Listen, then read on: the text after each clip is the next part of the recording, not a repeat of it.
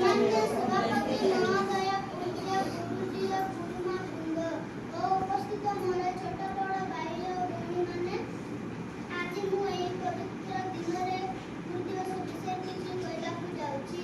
प्रत्येक वर्ष सेप्टेम्बर मास 5 तारीख को गुरु दिवस रूपे पालन करिथाउ। एही दिन आम देशर पूर्वतन राष्ट्रपति डॉक्टर सर्वपल्ली राधाकृष्णन जन्मग्रहण करथिले। से थिले जणे आदर्श शिक्षक। तांकर जन्मदिन को आमे गुरु दिवस रूपे पालन करिथाउ। पितामाता आमको जन्म देइछन्ति किंतु गुरु आमको ठीक सुनागरिक होइबारे शिक्षा देइछन्ति। गुरु आमको परिस्थिति सह खाप खुआई चलिबाकू शिखाइछन्ति। गुरु आमको सर्वदा ठीक सब बाटरे चलिबा पाई प्रेरणा देइछन्ति। जतिकि कोई मुह